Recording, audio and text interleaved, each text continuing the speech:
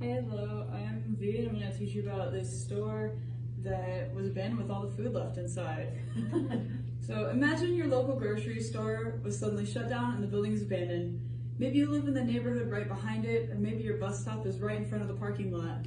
And you start to notice this horrible smell, like rotting dead fish, thousands of them.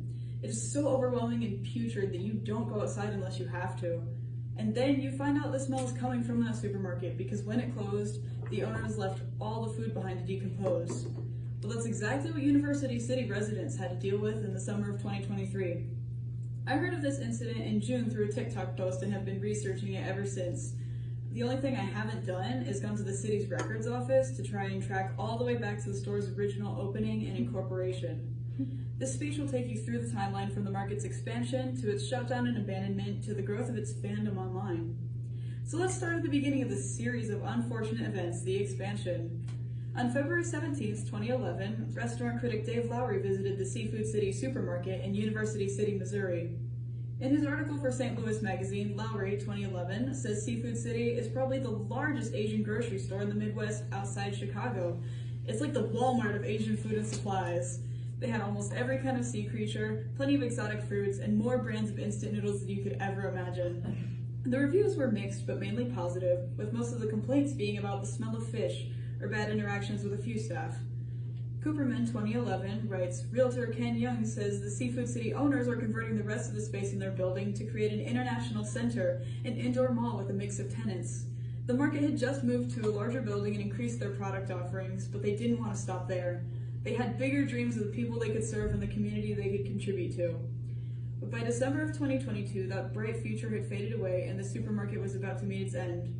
Moons 2023 reports that County Health Department records show the market was inspected in February 2021 and in April of last year, where it received scores above 97%. But on December 15th, inspectors reported multiple violations, including coolers that were too warm, resulting in a score of 73%. Hayes 2023 found that around this time, Seafood City sued the building's owner, Six Fortune LLC, for failing to properly fix the roof, resulting in major leaks in the store and several of the violations found by the health department.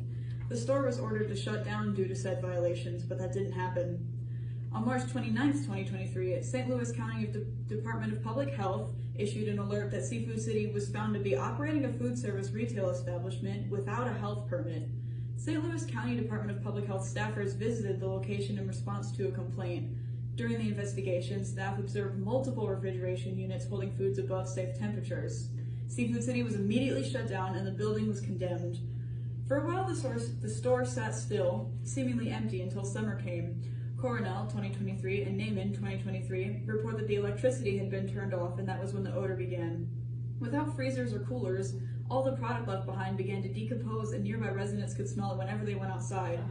The city contacted Six Fortune LLC asking for it to be cleaned up, but they did not get things underway in time and the city decided to take care of it with the expectation Six Fortune would pay the bill. A crew from local biohazard cleanup service Bio1 arrived with hazmat suits, gloves, and masks.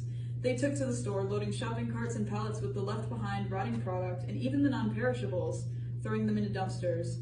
Thousands of pounds of seafood were left in the store, a rotting mess. At the same time, Six Fortunes sued Seafood City for unpaid rent over $300,000. Neither Six Fortunes nor Seafood City's lawsuit has been settled. Though the store itself is gone, the internet has not forgotten this fishy incident. Lost media footage of another store's cleanup surfaced on TikTok this past May, posted by user 836363855. Soon after that, people began to dig up similar stories from various news outlets, including that of Seafood City. Then a trend started of artists making a humanized version of these rotting stores. Those who didn't make their own would flood artists' comment sections, asking for a design of their favorite biohazard market. Individual universes were created for some of them, Mysterious Green Sludge's Biohellions universe, and No_Honors The Rot universe, which is slowly being produced. This online community became known as the Biohell fandom. Art Fight, an annual art gifting competition, also saw its share of these characters. Here are a few of them. Captain Cod Sr. by Party Pizza 64, Seafood City by Time Dine, Vex by No Honor, Seafood City by Fuzz, City by Doomstar, Spencer Jones by Citadel, Lemon Butter by Seal Mermaid, and Sebastian by Mysterious Green Sludge. All these characters have some reference to fish. Of course they do. It's Seafood City. Captain Cod Sr. and Spencer are supposed to be former employees, trapped within the building as the decay sets in. Vex and Sebastian are personifications of the store itself and all the conditions within. Time Dime's 2025 Seafood City is a parasite that has taken over and twisted this poor biohazard cleanup specialist into what appears to be what it thinks a rotting whale carcass looks like. City, Lemon Butter, and Fuzz's Seafood City are just inspired by the incident and made their own by the artist. Each biohazardous character is a clear example of how artists find inspiration in the most random places. Now that you've eaten all this delicious information, I hope it inspires you to find your own favorite biohazard incident. Seafood City's roller coaster of a life will be remembered. The successful expansion to the decline and eventual shutdown and abandonment, followed by the forming of the online community and inspired art projects, will be archived in the depths of the web. Maybe you'll join us and create your own rotting creature character. Maybe when you're writing your apocalypse movie, you'll think of Seafood City and how a grocery store in a post-apocalyptic world might actually be. No matter what you do with this information, I hope it doesn't stop you from consuming your favorite fish. Very nice.